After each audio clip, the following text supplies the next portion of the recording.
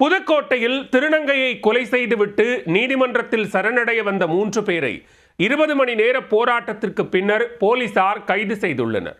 மது போதையில் பீர் பாட்டிலை உடைத்து கழுத்தறுத்த கொடூர சம்பவத்தில் நடந்தது என்ன?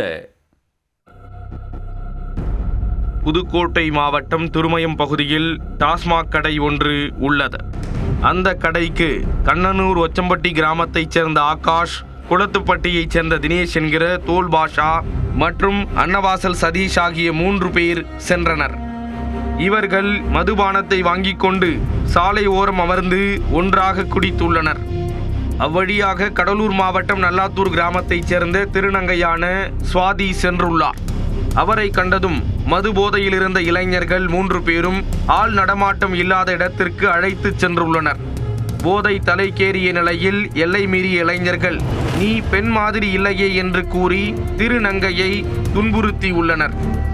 அப்போது வாக்குவாதம் ஏற்பட்டு கைகலப்பாகியுள்ளது. ஆத்திரமடைந்த போதை ஆசாமிகள் திருநங்கையை கடுமையாக தாக்கியுள்ளனர்.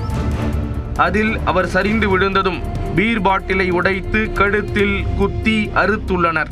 இரத்த வெள்ளத்தில் சுருண்ட திருநங்கை துடிதுடித்து பரிதாபமாக உயிரிழந்தார்.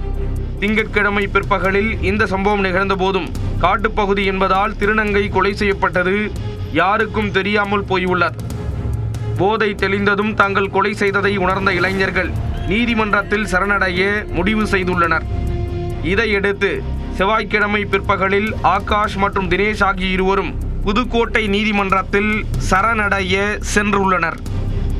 அவர்களை கண்டதும் போலீசார் இங்கு ஏன் வந்தீர்கள் என்று கேட்டுள்ளனர். அதற்கு அவர்கள் திருநங்கையை கொலை செய்ததாக கூறியுள்ளனர். அதை கேட்டு அதிர்ச்சியடைந்த போலீசார் திருமயம் காவல் நிலையத்தில் தகவல் கொடுத்திருக்கிறார்கள்.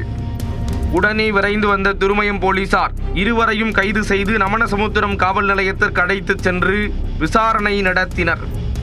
அவர்கள் கொடுத்த தகவலின் பேரில் குளத்துப்பட்டி கண்மாய் பகுதிக்கு சென்ற போலீசார் திருநங்கை சுவாதியின் உடலை கைப்பற்றி உடற்கூராய்வுக்காக அரசு மருத்துவமனைக்கு அனுப்பி வைத்தனர். இது தொடர்பாக வழக்கு பதிவு செய்த போலீசார் அன்னவாசல் பகுதியைச் சேர்ந்த சதீஷ் என்பவரையும் கைது செய்தனர். மது போதையில் திருநங்கையை கொலை செய்த 3 இளைஞர்களை அவர்கள் கொடுத்த தகவலின் பேரிலேயே 20 மணி நேரத்திற்கு பின்னர் போலீசார் கைது செய்தது புதுக்கோட்டையில் பரபரப்பை ஏற்படுத்தியுள்ளது.